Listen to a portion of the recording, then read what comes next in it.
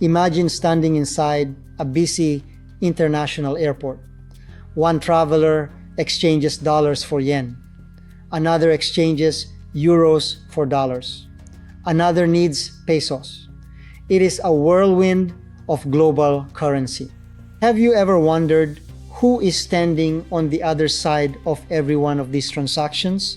Is it another traveler, a bank, a government? Today, let's find out. To understand the market, we will follow this single US dollar. It will be our guide. As it moves, you will realize that money never stops working. The people change, but the dollar keeps working. The Forex market is a giant neighborhood. Everyone participates for different reasons. Let's introduce the neighbors one at a time and see how the scale of the market grows. The traveler. They represent the immediate physical need for foreign currency. They need it to buy a meal or a train ticket in a foreign land. Simple, human, small scale. Next, the multinational business. These companies exchange billions to pay employees, buy materials, and sell products across every border on Earth. To them, the dollar is a tool for global commerce. Then come the commercial banks. They are the enormous engines that keep the money flowing.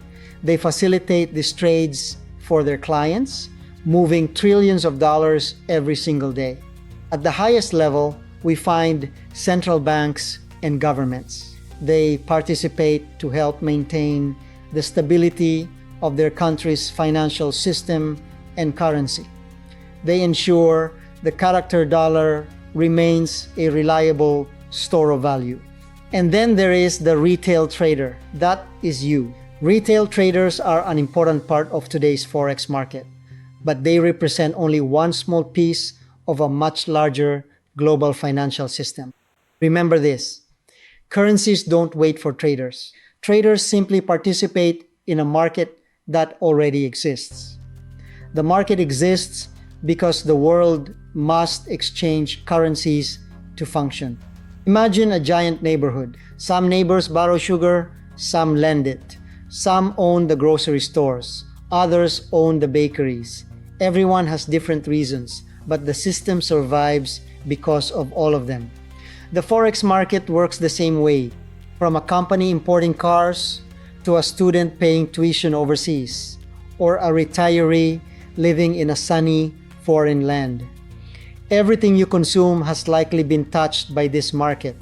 The character dollar is always in motion. Today you learned who is on the other side of every trade. You now know that you are part of a vital global system. Understanding always comes before successful participation. Now you know who participates in the market.